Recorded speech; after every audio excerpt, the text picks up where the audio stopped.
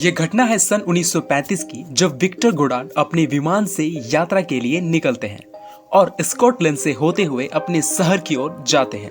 तब उन्होंने अलग रास्ते से जाने का निर्णय लिया जो कि एडिनबर्ग के शहर से करीब था।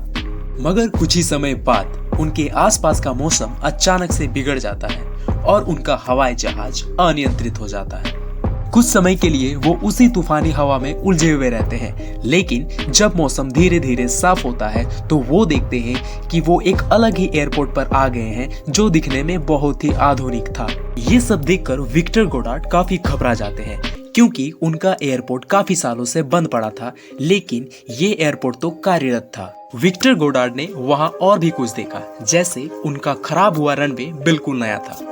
वहाँ 4 पीले रंग के आधुनिक विमान मौजूद थे और मॉडर्न ब्लू ड्रेस में एयरपोर्ट के कर्मचारी दिख रहे हैं। यह सब देखकर विक्टर गोडार्ड काफी घबरा जाते हैं और उन्होंने अपने विमान को इस जगह पर ना उतारने का फैसला लिया। उन्होंने अपने विमान को वापस मोड़ा और इस घटना के बारे में सोच ही रहे थे कि अचानक से उन्हें किसी दूसरे तूफान का सामना करना पड़ा। अब एक बार फिर वो अपना रास्ता भटक जाते हैं और तूफान शांत होने के बाद वो अपना शहर वापस लौटते हैं। लेकिन जब उन्होंने अपने शहर वापस जाने के बाद इस सारी घटना के बारे में सबको बताया तो किसी ने भी उनके बात पर विश्वास नहीं किया। लेकिन उनके समय से ठीक 4 साल बाद उनके एयरपोर्ट का नया रनवे बनकर तैयार होता है और इसके साथ उन्होंने देखा कि उनके एयरपोर्ट के कर्मचारियों का यूनिफॉर्म का रंग भी नीला है। वहां पर 4 पीले रंग के एडवांस प्लेन भी मौजूद हैं। इसका सीधा सा मतलब ये था कि सर विक्टर गोडार्ड अपने समय से 4 साल आगे गए और उन्होंने भविष्य की नई दुनिया को देखा था। अगर सर विक्टर गोडार्ड की माने तो उन्होंने टाइम ट्रेवल किया था, मतलब वे अपने समय से 4 साल आगे जाकर भविष्य की यात्रा कर चुके थे। तो क्या ये रियलिटी में पॉसिबल है कि कोई भी पर्सन टाइम ट्रेवल कर सके? टाइम ट्रेवल और टाइम मशीन को लेकर बहुत सारे नॉवेल्स छप चुके हैं। ऐसे ही बहुत सारे नॉवेल्स और साइंस फिक्शन मूवीज में हम टाइम ट्रेवल के बारे में अक्सर तो देखते ही हैं। टाइम ट्रेवल और टाइम मशीन को लेकर बहुत सारे साइंटिफिक थ्योरीज भी दिए गए हैं। वैसे ही एक साइंटिस्ट है जिनका नाम है रोनाल्ड मैलेट। रोनाल्ड मैलेट के पिताजी पेशे से एक टेलीविजन रिपेयरमैन होते हैं, लेकिन जब रोनाल्ड मैलेट काफी छोटे होते हैं तो उनका पिताजी का देहांत हार्ट अटैक होने की वजह से हो जाता है और यही इंसिडेंट उनके लाइफ का टर्निंग पॉइंट होता है।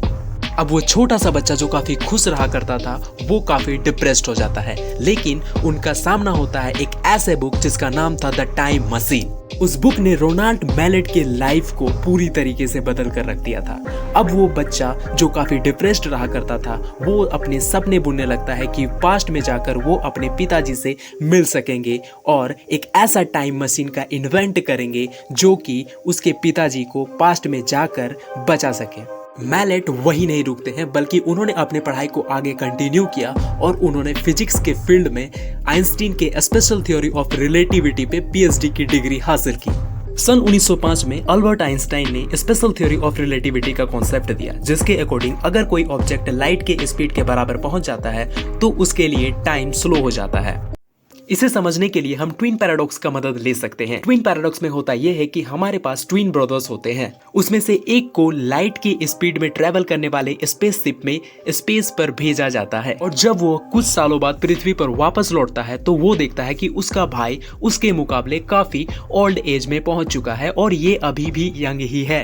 इसका सीधा सा मतलब ये है कि स्पेस से आने के बाद ये अपने भाई को फ्यूचर में जाकर देखता है। आइंस्टीन के जनरल थ्योरी ऑफ रिलेटिविटी के अकॉर्डिंग ग्रेविटी सिर्फ फोर्स ही नहीं है, बल्कि ये बेंडिंग ऑफ स्पेस है किसी मैसिव ऑब्जेक्ट की वजह से। जब भी हम स्पेस टाइम की बात करते हैं, स्पेस के साथ टाइम जुड़ा होता है। स्पेस में किसी भी तरीके का चेंज या बेंडिंग टाइम को भी उसी अमाउंट में चेंज करता है। मतलब कि अगर हम स्पेस को बेंड करें तो टाइम उसके लिए स्लो हो जाता है। मैलेट का कहना था कि अगर टाइम को लूप में ट्विस्ट किया जाए तो कोई भी पर्सन फ्यूचर से पास्ट में ट्रैवल कर सकता है और पास्ट से फ्यूचर में आसानी से जा सकता है। रॉबर्ट मैलेट ने यह बताया कि लाइट से टाइम को अफेक्ट किया जा सकता है और जिसके लिए उन्होंने रिंग लेजर्स का यूज किया। उन्होंने लेजर बीम्स की मदद से circulating beam of light create किया जो कि स्पेस और टाइम को ट्विस्ट कर सकता था। लेकिन टाइम मशीन अगर बन भी गया तो वो सिर्फ इंफॉर्मेशन को ही एक टाइम से दूसरे टाइम में भेज सकता है, ना कि किसी पर्सन को। और मैलेट ने ये बताया कि ये तभी काम करेगा जिस समय से हम अपने टाइम मशीन को ऑन करेंगे। उदाहरण के लिए अगर हम आज अपने टाइम मशीन को ऑन करते हैं और आज से 10 साल बाद हम अपने बैक में इंफॉर्मेशन को 7 या 5 साल तक ही इंफॉर्मेशन को पीछे भेज सकते हैं, ना कि उससे ज्यादा टाइम के लिए। इसका मतलब ये है कि जब भी टाइम ट्रेवल पॉसिबल होगा इसमें बहुत सारे लिमिटेशंस होंगे, यानी रोनाल्ड मैलेट जो है अपने पिताजी को पास्ट में जाकर नहीं बचा सकते हैं। अगर आपको वीडियो अच्छी लगी तो वीडियो को लाइक करें।